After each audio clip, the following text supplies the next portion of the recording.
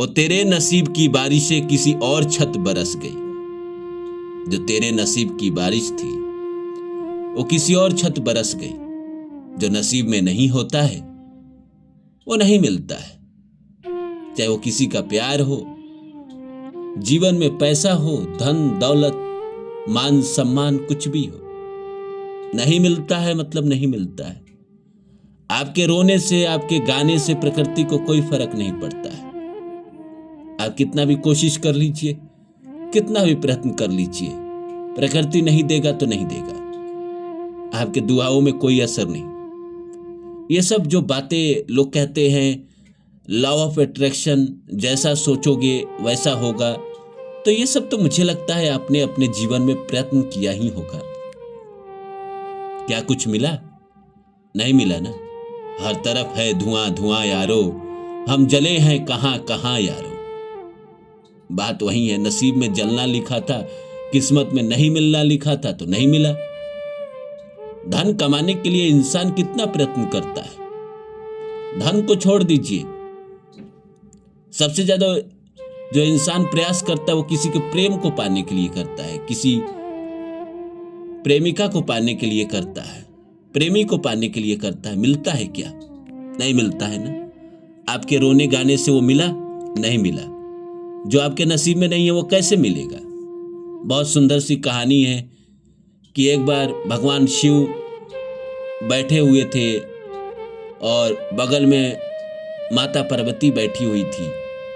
तो एक गरीब आदमी था, उसके पास धन नहीं थे, मांग मांग के खाता था, मांग मांग के जीता था, रफू करके कपड़े पहनता था। तो मां पार्वती को उस पर दया आ गई। तो माता ने कहा भगवान शिव से कि आप कितना बड़ा अन्याय करते हैं। आप अमीर को और अमीर बना देते हैं, गरीब को और गरीब बना देते हैं। ये गलत है। आपको गरीब लोगों को देना चाहिए। तो भगवान शिव ने कहा किस गरीब की बात कर रहे हो?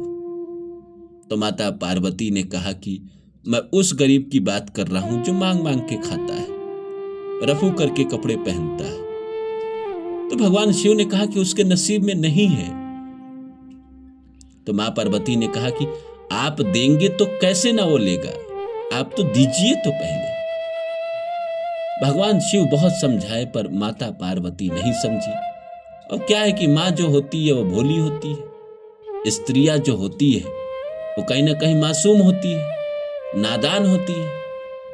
भगवान शिव समझाते रह गए पर माँ पार्वती नहीं समझी। तो भगवान शिव ने कहा ठीक है, हम उसको क्या करें, आप ही बताइए देवी। तो माँ पार्वती ने कहा आप उसको एक सोने का टुकड़ा दे दीजिए। तो बोले कि ठीक है। वो एक रास्ते से जा रहा था, तो मां पार्वती ने कहा कि आप उसी रास्ते में उसके आगे एक सोने का ईंट डाल दीजिए जो चमकता हो, जिसको देखकर उठाए और उसको बेचे और अमीर बन जाए। भगवान शिव ने तथास्तु कहा और जिस रास्ते से वो जा रहा था उसी रास्ते में आगे सोना रख दिया। वो इंसान चलता रहा, गीत गाता रहा। जैसे सोना के पास पहुंचने वाला था, उसके मन में विचार आया कि संसार में अंधे लोग कैसे चलते हैं। अगर मैं जीवन में कभी अंधा हो गया तो मैं कैसे चलूंगा बिना आंख का।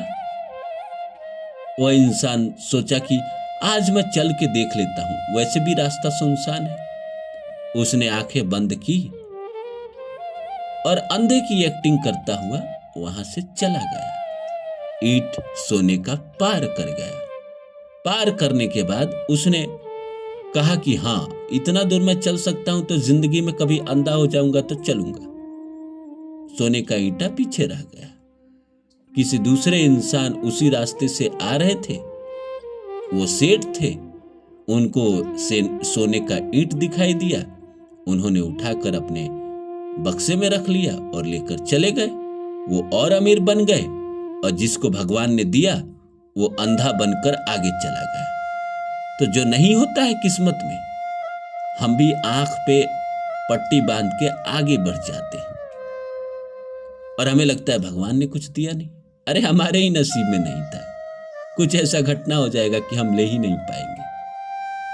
हर कोई कहाँ ज्ञान समझता है, हर कोई को दुनिया में हर आदमी को कम से कम मेरे हिसाब से हर दूसरा आदमी समझाता है क्या गलत है क्या सही है, पर दुनिया में कहाँ पाप खत्म हो जाता है। इस दुनिया में जितने यूट्यूब चैनल हैं, लाखों करोड़ों होंगे, सब तो ज्ञान की ही बातें कर रहे हैं, और लाखों कंज्यूमर जो है वो सब तो ज्ञान की ही बातें सुन रहे हैं। तो दुनिया तो एकदम साधु हो जाना चाहिए, सबको चरित्रवान हो जाना चाहिए, सबको अच्छे मार्ग पे चलना चाहिए, पर कहाँ चल रहे हैं? गलत लोग कर ही रहे हैं। हर इंसान को लगता है मैं गलत नहीं कर रहा हूं, दूसरा गलत कर रहा है। जो किसी का हक मारता है उसको भी यही लगता है, जो सीधा साधा है उसको भी यही लगता है। तो हम बात यही कर रहे हैं कि नसीब में जो नहीं होगा दोस्त, वो नहीं मिलता है। आपके रोने गाने से प्रकृति को कोई फर्क नहीं पड़ता है। जो आपके नसीब में नहीं है वो आप ले भी लेंगे तो आपके पास आएगा और चला जाएगा, देना पड़ेगा। मैं आपको एग्जाम्पल बताता हूं। मेरा एक दोस्त एक अपने दोस्त के साथ रहता था शहर में, और उसके दोस्त ने घर में वॉशिंग मशीन खरीदा था। छोटा सा एग्जाम्पल मैं आपको बताता हूँ। तो उसका दोस्त जो था, उसकी शादी हो रही थी तो वो लखनऊ जा रहा था। तो उसने कहा कि देखो ये वॉशिंग मशीन है, फ्रिज है, एक कूलर है, तुम यूज कर जाना। कहाँ मैं इसका पैसा तुमसे लूँ, मैंने खरीदे थे, अब तुम मेरे दोस्त हो, मेरे साथ रहते हो इतने दिनों से, तो तुम इसको यूज कर लेना, जहाँ जिस मकान में जाना इसके बाद वहाँ इसका इस्तेमाल करना। उसने कहा ठीक है। उसका दोस्त चला गया सारा सामान इसको छोड़ के। अब ये अपना दूसरा रूम में गया, वहां पे रहने लगा। इसको एक लड़की से लगाव हो गया। अब बातों में एक दिन कह रहा है लड़की को, तुमको वॉशिंग मशीन चाहिए? लड़की ने कहा हाँ, वॉशिंग मशीन दे दिया। फ्रिज चाहिए? हाँ। लड़की कैसे मना करे, उसने फ्रिज दे दिया। कूलर चाहिए? तो लड़की ने कहा हाँ। और उसके बाद जो सारा सामान दे दिया, 1 महीने के बाद उस लड़की से इसके झगड़े हो गए, और इसने सारे सामान देने के बाद उसे ब्रेकअप कर लिया। फिर जिंदगी में कभी उससे बात न किया। तो नसीब में इसके भी नहीं थे, इसको किसी ने दिया और इसने किसी को दे दिया। इसके नसीब में सुख भोगना ही नहीं था, तो इसके पास आया भी तो आकर किसी और के पास चला गया। और उस लड़की ने कम से कम 5-7 साल उस सारे फ्रिज, कूलर और वॉशिंग मशीन का उपयोग किया। तो उसके किस्मत में सुख था तो उसको मिला। कहाँ से आया और किसको मिल गया? लेकिन जिसको दिया गया, जिसको दोस्त दे कर गया, वो महीने भर भी यूज नहीं कर पाया। तो उसके किस्मत में नहीं था, इसीलिए वो यूज ही नहीं कर पाया। तो आप समझिए इस बात को कि जो हमारे किस्मत में नहीं होता है, हम कितना भी छटपटा ले, कितना भी बेचैन हो जाए, हमें नहीं मिलेगा तो नहीं मिलेगा। इसलिए जो हमको मिल के छिन गया वो हमारा था ही नहीं, और जो हमारा है वो कोई लेके भी चला जाएगा तो फिर मेरे पास वापस आ जाएगा। ये अगर आप समझ गए, इस विज्ञान को समझ गए, तो जिंदगी से दुख भी खत्म हो जाएगा, परेशानी भी खत्म हो जाएगी, और आपको ये बात समझ में आ जाएगा कि जो मेरा नहीं है वो चला जाएगा। चाहे वो इंसान हो, चाहे वो प्रेम हो, चाहे धन हो, जो मेरा है वो मेरे पास आएगा।